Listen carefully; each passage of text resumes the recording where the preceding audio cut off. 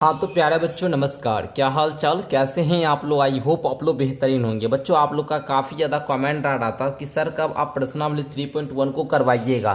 तो प्यारे बच्चों आप सभी के भारी डिमांड पर आज लेकर आ चुके हैं क्लास 8 मैथ का प्रश्नावली 3.1 को। तो चलिए बच्चों क्लास को स्टार्ट करते हैं। आपका फर्स्ट क्वेश्चन कह रहा है बाबू, यहाँ पर कुछ आकृतियाँ दी गई है। आप देखिए बाबू यहाँ पे कुछ आकृतियाँ दी गई है। इसमें बोलता है कि प्रत्येक का वर्गीकरण जो है निम्नलिखित आधार पे करना है। पहले तो साधारण वक्र के आधार पे कीजिए वर्गीकरण कि कौन सी आकृति साधारण वक्र में आता है, कौन सी आकृति साधारण वंद वक्र है, कौन सी आकृति इसमें बहुभुज है, कौन सा उत्तल बहुभुज है, कौन सा अवतल बहुभुज है। तो इस प्रकार आइए बच्चों को क्वेश्चन को हम लोग क्या करते हैं, कैसे आपको सॉल्व करना इसको सीखते हैं। तो इस क्वेश्चन को सॉल्व करने से पहले आपको समझना होगा प्यारे बच्चों क्या कि साधारण वक्र सर होता क्या है, साधारण वक्र हम लोग किसको बोलते हैं, साधारण वंद वक्र क्या होता है, बहुभुज क्या होते हैं, उत्तल बहुभुज क्या होते हैं, अवतल बहुभुज क्या होते हैं। तो देखिए बच्चों साधारण वक्र हम लोग उस आकृति को बोलते हैं, वैसा वक्र को बोलते हैं जो स्वयं को कहीं भी नहीं काटता हो। ठीक है, जो स्वयं को कहीं भी नहीं काटता हो। जैसे आप लोग ये इस प्रकार की आकृति को देख रहे हैं, ये हुआ बाबू आपका साधारण वक्र, इसको ये स्वयं को कहीं भी नहीं काट रहा है। ठीक है, तो आप देखिए बाबू कौन कौन सा ऐसा आकृति है जो स्वयं को कहीं भी नहीं काटता है, और अगर हम उसको एक बार बनाना शुरू करें ना तो बिना कलम उठाए हम उसको बना सकते हैं। तो सर ये जो हम फर्स्ट आकृति देख रहे हैं ये कहीं भी एक दूसरे को नहीं काट रहा है, तो ये सर साधारण वक्र हो जाएगा। बिल्कुल मेरे बच्चों बिल्कुल हो जाएगा। तो ये एक नंबर वाला हो गया। और कौन सा होगा बाबू, ये होगा। जी सर ये भी कहीं एक दूसरे को नहीं काट रही है, तो ये भी साधारण वक्र हो जाएगी। तो ये आपका 2 नंबर वाला भी हो गया। ठीक है, अब देखिए सर ये क्या होगा साधारण वक्र, हम बोलेंगे नहीं सर ये भी तो नहीं काट रहे, लेकिन बाबू आप देखिए बना के देखिए इस प्रकार। तो हम यहाँ पे इस प्रकार से गोला बना देंगे, फिर इसके बाद कलम उठाना पड़ गया, फिर हमको दोबारा बनाना पड़ेगा, यानी सर ये आकृति साधारण वक्र नहीं होगी। इसको बताते ये एक दूसरे को काटती भी है। ठीक है ना, बना तो सकते हैं लेकिन ये एक दूसरे को काटती है, तो ये भी सर हमारा साधारण वक्र नहीं होगी। ये होगा सर बिल्कुल हो जाएगा मेरे बच्चों, ये आपका हो जाएगा, क्योंकि इसको आप लोग बनाना शुरू कीजिएगा इस प्रकार से बना सकते हैं। ठीक है, उस प्रकार से बना लीजिएगा। ठीक है, ये होगा बिल्कुल सर, ये भी हमारे लोग का हो जाएगा। ठीक है ना, चलिए ये देखिए ये साधारण वक्र होगी। हाँ सर ये भी हमारा साधारण वक्र हो जाएगा, इस प्रकार ये भी हमारा हो जाएगा। या ये होगा सर, नहीं होगा, ये नहीं होगा। ठीक है, समझ गए ना। चलिए आगे बढ़िएगा। अगला प्रश्न देखिए बाबू, अगला है बी में, क्या साधारण बंद वक्र। मतलब बाबू साधारण वक्र होना चाहिए, लेकिन वो कैसा होना चाहिए, बंद होना चाहिए। साधारण बंद वक्र कहने का मतलब हुआ वो साधारण वक्र होगा, जो जो साधारण वक्र में आ रहा है ये सब होगा, लेकिन जो जो बंद होगा वही इसमें होगा बाबू साधारण बंद वक्र में। ठीक है, समझे आप लोग। चलिए आप लोग समझने का प्रयास कीजिएगा यहाँ पे। ठीक है ना, तो आप लोग बताइए साधारण वंद वक्र में कौन कौन सा होगा। तो प्यारे बच्चों देखिए ये फर्स्ट वाला जो आकृति आप लोग देख पा रहे हैं यहाँ पे, ये तो सर बिल्कुल होगा, क्योंकि ये जो है पूरी तरीका से बंद है, कहीं किसी भी ओर से ये खुली नहीं है, तो ये वाली हो जाएगी। यस सर साधारण वंद वक्र में पहला वाला आकृति आ गया। सेकेंड वाला सर बिल्कुल सर सेकेंड वाला भी बंद है पूरा। ठीक है, बाकी तीसरा आपका वक्र ही नहीं है, तो ये बाबू साधारण वंद वक्र कैसे होगा। चौथा भी आपका प्यारे बच्चों नहीं होगा। पांचवा सर ये भी सभी जगह से बंद है, ये भी खुली नहीं है, तो ये भी आपका हो जाएगी, है ना। तो पांचवा भी आपका हो गया। छठा होगा सर बिल्कुल सर 6 वाला भी हो जाएगा हम लोगों का, है ना। ये सब हम लोगों का साधारण वंद वक्र भी है। आगे 7वां वाला होगा सर, बिल्कुल सर 7वां वाला भी हो जाएगा, यानी कि सर ये सब हम लोग का साधारण वंद वक्र होगा। ठीक है, चलिए समझ गए आप लोग। साधारण वंद वक्र किसको बोलेंगे, वैसी आकृति जो कि एक दूसरे को कहीं भी नहीं काटती हो, और वह आकृति सभी चारों ओर से, ठीक है, सभी जगह से कैसी हो, बंद हो,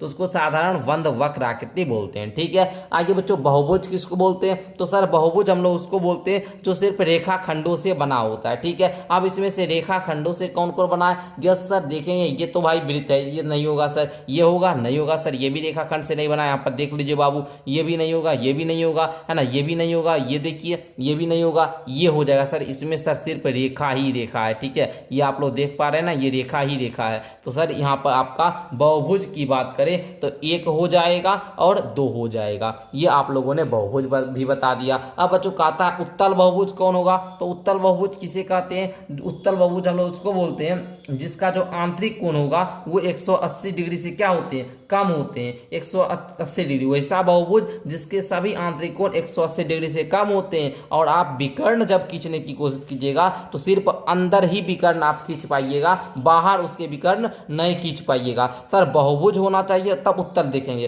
तो बच्चों बहुभुज तो आपका 1 2 ही है ना। और देख लीजिए बाबू, तो देखिएगा यहाँ पे आप लोग, तो इसको देख लीजिए, इसमें देखिएगा इस प्रकार से एक विकर्ण ये हो गया, और विकर्ण अगर खींचे तो ये भी विकर्ण हो जाएगा जो कि बाहर की ओर है। ठीक है, ये विकर्ण कैसा है, बाहर की ओर है। तो ये तो सर उत्तल बहुभुज हुआ नहीं। ये सर, हाँ सर, ये हमको लगता है कि इसका एक विकर्ण ये हो गया, इसका एक विकर्ण ये हो गया, ये 2 विकर्ण हुआ, तो ये हमारा उत्तल बहुभुज हो जाएगा। ठीक है, तो आइए बाबू यहाँ पे आप लोग दे दीजिएगा उत्तल बहुभुज कौन सा होगा, 2 नंबर वाला आकृति सर उत्तल बहुभुज हो जाएगा। ठीक है, बाकी अवतल बहुभुज में बताइए, अवतल बहुभुज में कौन कौन सा होगा सर। तो अवतल बहुभुज में प्यारे बच्चों आप लोगों का ये देखिए फर्स्ट वाला आप लोग देख रहे हैं प्यारे बच्चों, ये फर्स्ट वाला आपका अवतल बहुभुज में हो जाएगा, क्योंकि अवतल बहुभुज कहता है जिसका कम से कम एक आंतरिक कोण 180 डिग्री से अधिक होना चाहिए और बाहर एक विकर्ण भी है। ठीक है, तो बाहर एक विकर्ण भी है, तो ये आपका कौन सा हो जाएगा बाबू, अवतल बहुभुज भी हो जाएगा 1 नंबर वाला।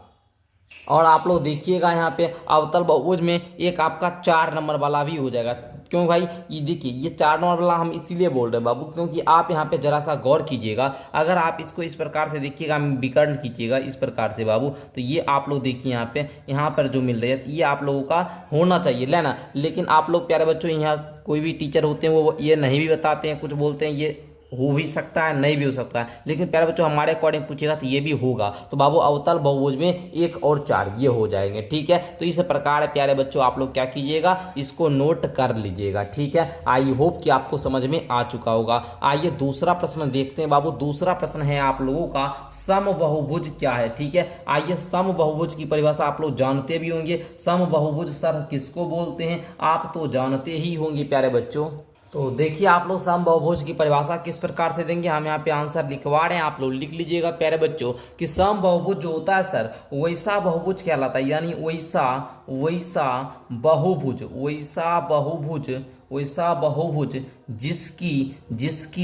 जिसकी सभी भुजा एवं जो सब कोण होगा सर, सभी भुजा एवं कोण क्या हो, बराबर